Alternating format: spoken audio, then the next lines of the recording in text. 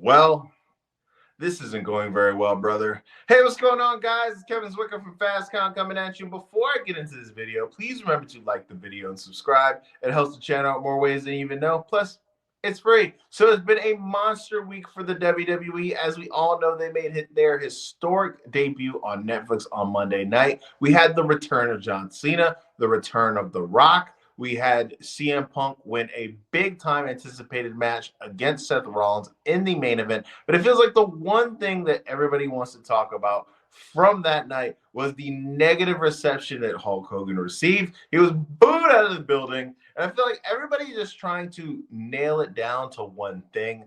Whether you vote blue or vote red or you don't vote at all, I want you on this channel. If you love wrestling, everybody is invited to the fast count. But everybody is just trying to nail it down to that, which I don't think it's what it is. As we all know, The Undertaker is a supporter of the incoming president. The McMahon family and Triple H have been friends with the incoming president for years. So I don't think that's what it is. I think it's a combination. It's just a deadly cocktail of a lot of bad shit just stirred into one, bad gumbo of unfortunate events. I think it has something to do with politics.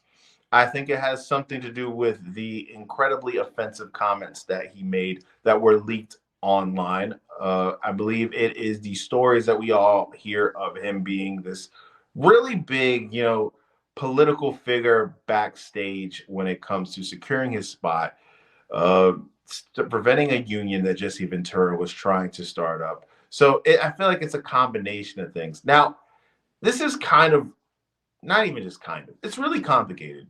If you are the WWE, just think about their position. Think about any other forms of entertainment, right? Think about the greatest football player or the greatest basketball player, or whatever. Think about if the NFL or the NBA wanted to do a celebration of the history of the NBA and they had to leave out Michael Jordan and that presentation. That's basically what WWE would have to do if they just wanted to not include Hulk Hogan in anything. This is a guy who, whether we like it or not, and I've said this on multiple different occasions, I believe that he is the most important wrestler of all time. Whether you like his in-ring work, whether you love it, that's just my opinion. If it wasn't for Hulk Hogan, there certain things wouldn't be going on. WWE most certainly wouldn't be as big as it is. And this is something that I don't think that people talk about enough. And just how impressive it is if you really look at it. Hulk Hogan was the number one babyface in the late 80s and the early 90s in the WWF, the number one wrestling company in the world. Then he went to WCW, became the biggest heel in the business, and made them the number one wrestling company in the world. This guy put two different companies on his back and made them number one for a period of time. That's insanely impressive. Now, I don't know where you go moving forward with Hulk because as we saw on Monday Night Raw, his Real American Beer is now a sponsor on the ring. Saturday night's main event is going to be a normal quarterly thing, and he's a staple of that show. You're kind of just in a tough situation, right? Because I feel like anytime you're going to put this guy on TV, he is going to be booed out of the freaking building. Unless, like my guy Robin Lumberg said during our live post show for the Raw show, the Raw Netflix premiere, unless you put him in Alabama or something, or I feel like anywhere else he's gonna get booed. Unless and even then he might not be safe because if you remember a few years back, he got booed in Tampa at WrestleMania, his hometown. Which, if you can't get cheered where you're from, you're screwed. But it's just so strange because it's like.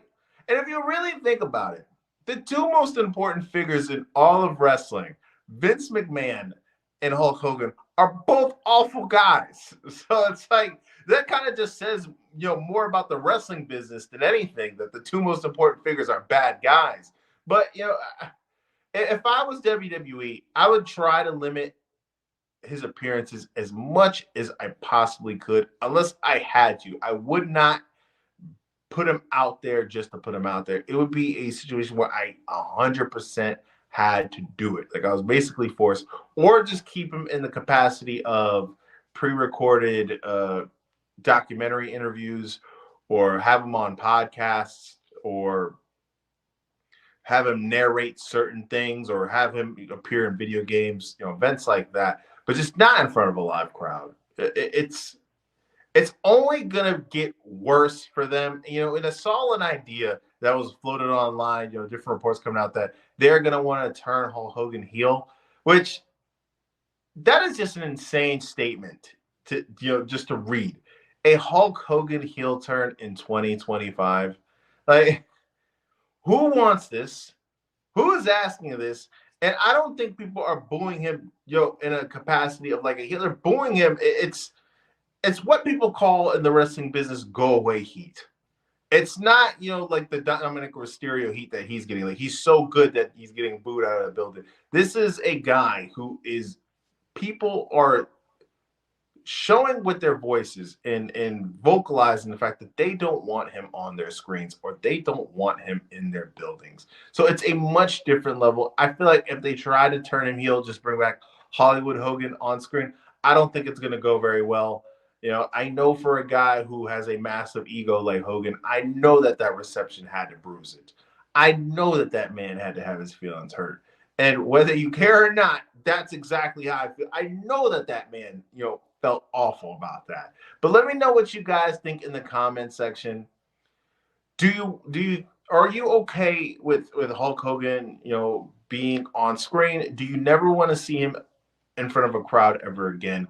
Are you a Hogan fan? Are you not? Remember to like the video and subscribe. I am Kevin Zwicker. I'm out.